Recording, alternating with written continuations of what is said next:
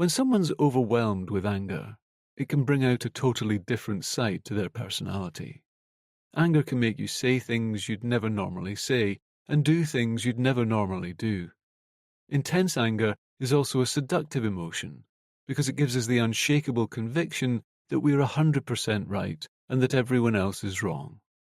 This makes an angry person incredibly hard to reason with.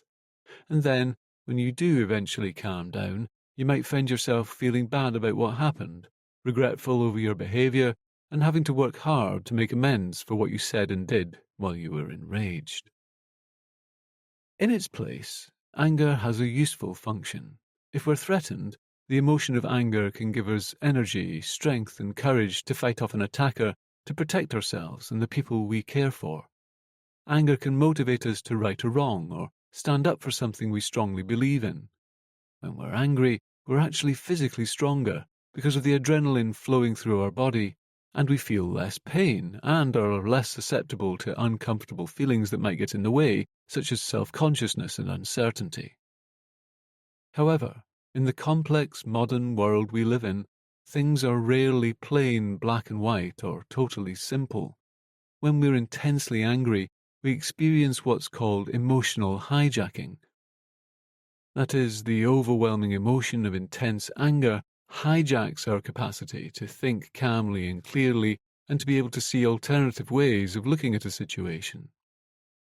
In other words, the angrier we are, the less intelligent we become, because we get rigidly locked into one single way of looking at the world. This may have been quite useful thousands of years ago if we were fighting a wild animal in the jungle, but it's a terrible way of dealing with most disagreements in modern life. To a very angry person, other people become nothing more than objects to be acted upon, rather than people to be interacted with, and treating people as objects has predictably damaging effects upon relationships in both your personal life and in the workplace. It used to be widely believed that it's always good to get anger out of your system, that to vent and let off steam is somehow healthy, but research has shown that this is a dangerous myth. In various psychological experiments, people who vented their anger by repeatedly punching a pillow or shouting about how they felt ended up feeling even more angry. Their blood pressure shot up, and they actually felt worse than when they started. Regularly expressing anger, far from relieving the feelings, only creates a negative cycle where anger becomes a habit. When you free yourself from excessive, inappropriate anger, it's also much better for your body.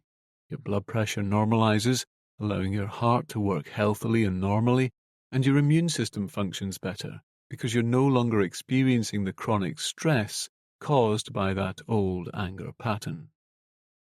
The hypnotic part of this session is going to train you in how to stop anger in its tracks so that when you encounter a difficult or frustrating situation, instead of being emotionally hijacked by that old anger response, you instinctively calm yourself down and start thinking rationally.